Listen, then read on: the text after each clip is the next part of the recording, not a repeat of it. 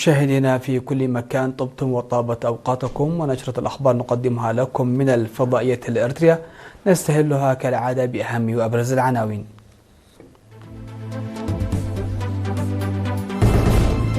البلاد تحيي اليوم العالمي للبيئة.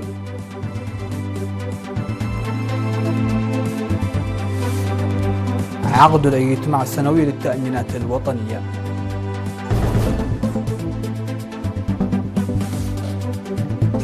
دورة تدريبية للعاملين في المراجعة العامة.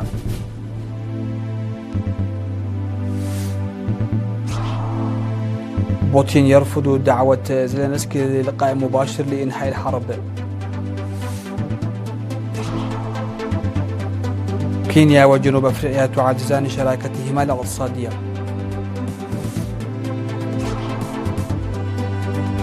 وكيم يزور مدمرة ويتحدث عن الردع النووي والضربة القاضية. أهلا بكم إلى تفاصيل النشرة. تم الاحتفال في 5 يونيو في العاصمة أسمرة باليوم العالمي للبيئة على مستوى البلاد تحت شعار المشاركة الوعية العملية للطلاب الشباب للتخفيف من عواقب تغير المناخ. وقال وزير الأراضي والمياه والبيئة السيد تسفاي غبرسلاسي في المناسبة التي حضرها المسؤولون في الحكومة والجبهة وممثلي منظمات الأمم المتحدة في إريتريا، قال إنه ينبغي على الطلاب الشباب فهم عواقب تغير المناخ والعمل على استعادة البيئة المتدهورة، وحثهم على القيام بدور رائد في ضمان السلامة البيئية. وأوضح بأن تغير المناخ في جميع أنحاء العالم ناتج عن تدخل الإنسان في البيئة، مضيفا أنه ينبغي زيادة دور ومساهمة المجتمع بأكمله وخاصة الشباب لتغيير هذا الوضع. وقالت السيدة نشيدة ساتار ممثلة برنامج الأمم المتحدة الإنمائي في إريتريا وعضو مكتب منظمة الأغذية والزراعة في إريتريا السيد سيوم تعميم إن استثمارات إريتريا في التشجير وحفظ المياه والتربة وإدارة الموارد الطبيعية المجتمعية تحقق نتائج فعالة على أرض الواقع. هذا وقدم الخبراء أوراق بحثية حول تغير المناخ وعواقبه على الصعيدين العالمي والوطني، بالإضافة إلى نتائج الطلاب في مجال تطوير أنشطة الحفاظ على المياه والتربة.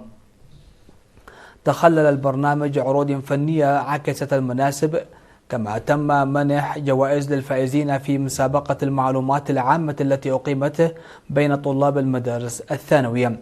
يحتفل باليوم العالمي للبيئة في 5 يونيو، وقد تم الاحتفال به عالميا عام 1973 بموجب قرار صادر عن الجمعية العامة للأمم المتحدة عام 1972.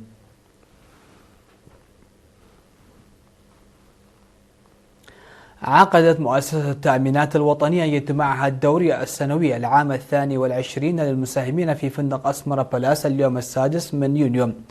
وأوضح المدير العام بالإنابة السيد باولو استخلاب بأن حوادث عام 2025 تسببت بخسائر بلغت حوالي 43 مليون نقفة للأفراد والشركات المؤمن عليها. وذكر بأن دخل مؤسسة التأمينات الوطنية بلغ 321 مليون، وتحقيق ربح 91 مليون نقفة من بيع خدمات التأمين، مشيرا إلى اقتراح مجلس الإدارة على توزيع أرباح بقيمة 83 مليون نقفة على المساهمين. وقال إن التأمين الجماعي على الحياة ازداد بنسبة 16% منذ عام 2024، وهو ما يمثل من 10 إلى 11% من إجمالي إيرادات الشركة. وقال رئيس مجلس الإدارة السيد جبر برهان محرتاب إن التأمين ينقذ المواطنين والمؤسسات من الخسائر الناجمة عن الحوادث الخارجة عن السيطرة، مما يجعلهم يشعرون بالأمان ويخفف من حالة عدم الاستقرار، ويسهل الأعمال التجارية ويحفز الادخار والاستثمار، ويقلل من الأضرار التي لحقت بالضحايا، ويزيد من إيرادات الحكومة في شكل ضرائب وغيرها. وأضاف أن الاجتماع مهم للمساهمين للتشاور واتخاذ القرارات. اقترح المشاركون تكثيف أنشطة التوعية العامة للحد من الحوادث، وتحديد القطاعات غير المستكشفة، وتقييم فعالية المشاريع التي تنفذها المؤسسة بشكل صحيح. وقد صادق الاجتماع في النهاية على قرارات وتوصيات من 6 نقاط، ووافق على دفع أرباح بقيمة 83 مليون نعفة للمساهمين بمعدل 8 نعفة للسهم الواحد.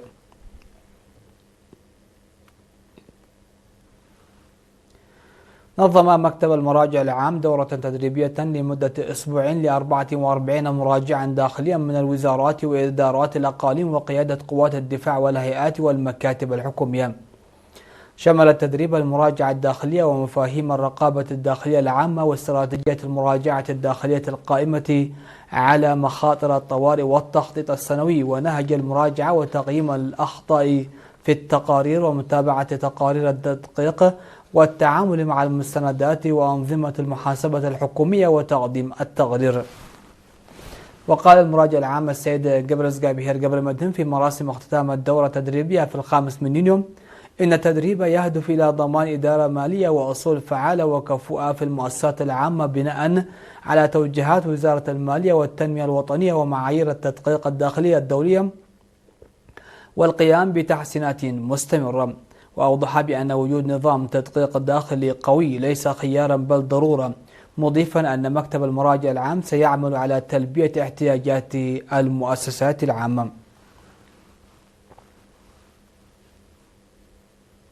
عقدت جمعية مربي الأبقار بمديرية مندفرة اجتماعها السنوي في 5 يونيو ناقشت سبل تعزيز التنظيم المؤسسي للجمعية ووضع خطة عمل تهدف إلى زيادة إنتاج الحليب خلال الفترة المقبلة.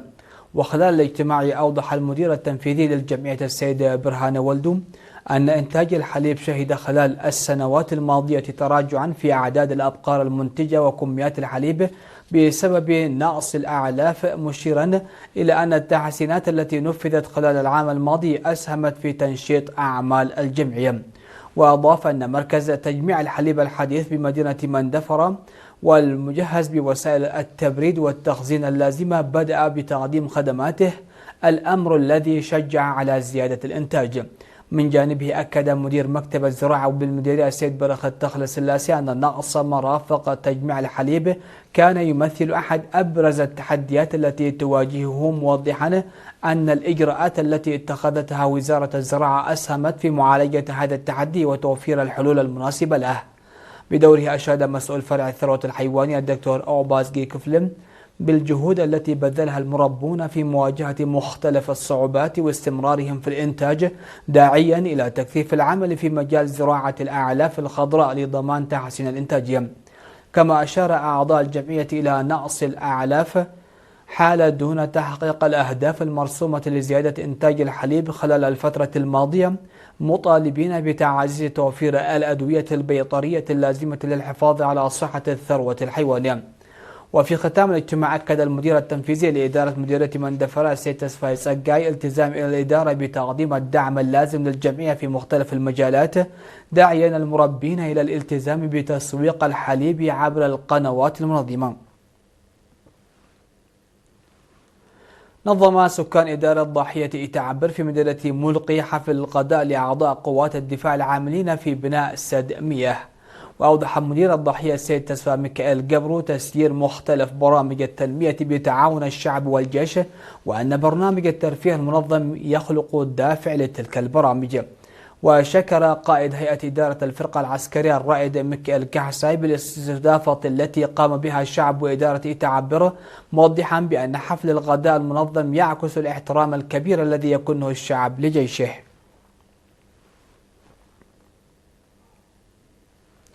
استشهدت في 4 يونيو المناضلة الماز أبرهة مسؤولة متابعة المجالس والمدن في إدارة الأقليم الأوسط سابقا عن عمر يناهز 67 عاما. التحقت المناضلة الماز بصفوف جبهة التحرير الإريتريا في أغسطس 1975، ومن ثم انضمت إلى الجبهة الشعبية لتحرير إريتريا عام 1977، وخدمت في مرحلة الكفاح المسلح ممرضة فصيلة وقائدة مجموعة ومعلمة إدارية. وبعد الاستقلال العلاقات العامة في إدارة مدينة عدائح والأقليم الأوسط ومديرة إدارة ضاحية مديرية جازاباندا، ومسؤولة متابعة المجالس والمدن لتخدم بلدها وشعبها بتفاني وإخلاص. المناضلة الماز أبرهام متزوجة وأم ل5 أطفال، وقد وري جثمانها الثراء ظهر يوم السبت الموافق 6 يونيو في مقبرة الشهداء بالعاصمة أسمرة. تعرب إدارة الإقليم الأوسط عن بالغ حزنها لاستشهاد المناضلة ألماز أبراهام، وتقدم تعازيها لأسرة الفقيدة ورفاقها وزملائها.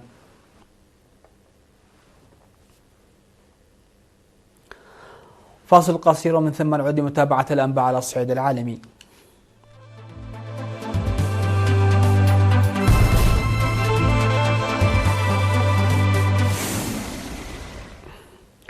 استبعد الرئيس الروسي فلاديمير بوتين لقاء نظيره الأوكراني في أي وقت قريب، وذلك غداة دعوة فلاديمير زيلينسكي في رسالة إلى اجتماع بين الرئيسين لوضع حد للحرب المتواصلة منذ 4 سنوات. وقال بوتين في تصريحات أدلى بها في مدينة سان بطرسبرغ خلال منتدى الاقتصادي السنوي إنه لا يرى أي جدوى من لقاء زيلينسكي إلى حين التوصل إلى اتفاق محتمل للسلام، مما دفع كييف للإشارة إلى أن الرئيس الروسي ضعيف ويختار الحرب مرة أخرى. وتعهد بوتين بالمضي قدما في عملية روسيا العسكرية إلى أن تحقق الحرب كامل أهدافها.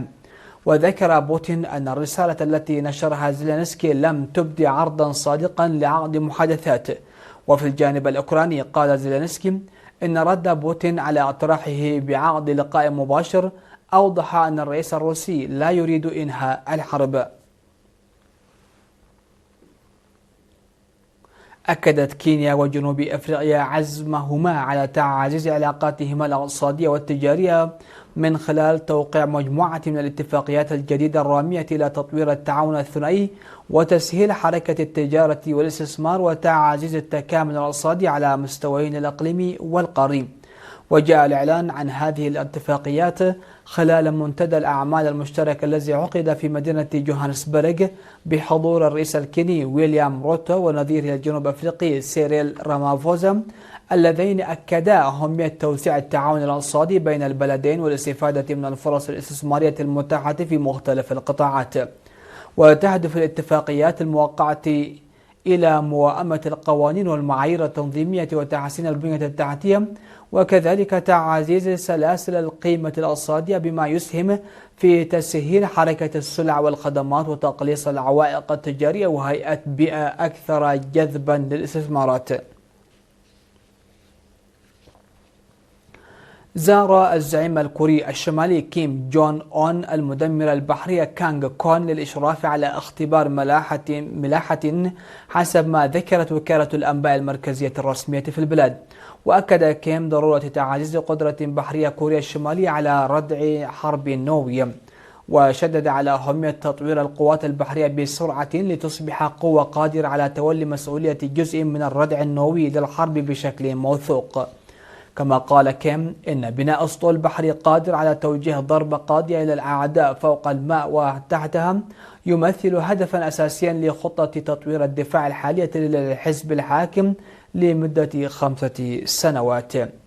ويأتي ذلك مع إعلان بكين وبيونغ يانغ أن الرئيس الصيني شي جين بينغ سيزور كوريا الشمالية بعد ما استضاف شي قمتين متتاليتين مع الرئيس الأمريكي دونالد ترامب والروسي فلاديمير بوتين خلال شهر مايو الماضي. أكد رئيس المجلس الأوروبي أنطونيو كوستا التزام الاتحاد الأوروبي بمواصلة سياسة التوسيع وضم دول البلقان الغربية إلى التكتل، داعيا شركاء الاتحاد في المنطقة إلى استغلال الزخم الحالي وتسريع وتيرة الإصلاحات المطلوبة للمضي قدما في مسار الانضمام. جاء ذلك خلال مؤتمر صحفي عقب قمة الاتحاد الأوروبي ودول البلقان الغربية التي عقدت في مدينة تيفات في مونتينيغرو، حيث أشار كوستا إلى أن الاتحاد بدأ الشهر الماضي إعداد معاهدة انضمام مونتينيغرو في خطة وصفها بأنها مؤشر على اقتراب أول عملية توسيعية جديدة منذ عام 2013. وشدد كوستا على أن التوافق الكامل مع السياسة الخارجية والأمنية المشتركة للاتحاد الأوروبي يمثل شرطا أساسيا للتقدم في مسار الانضمام، مؤكدا أن الاتحاد الأوروبي مجتمع قيم ومشروع للسلام والازدهار والأمن. نختم النشرة بتذكير بأهم وأبرز العناوين. البلاد تحيي اليوم العالمي للبيئة.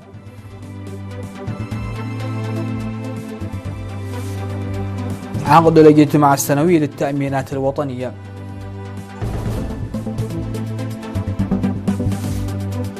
دورة تدريبية للعاملين في المراجعة العامة.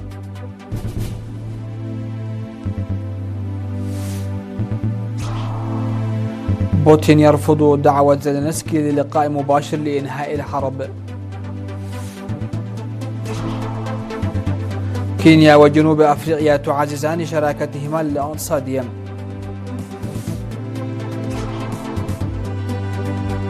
وكيم يزور مدمرة ويتحدث عن الردع النووي والدربة القاضية. سادتي سيداتي، هكذا نكون قد وصلنا وإياكم إلى نهاية نشرتنا لهذه الفترة المسائية. هذه تحيات وتحيات الفريق العامل، شكرا لحسن الاستماع، دمتم في أمان الله.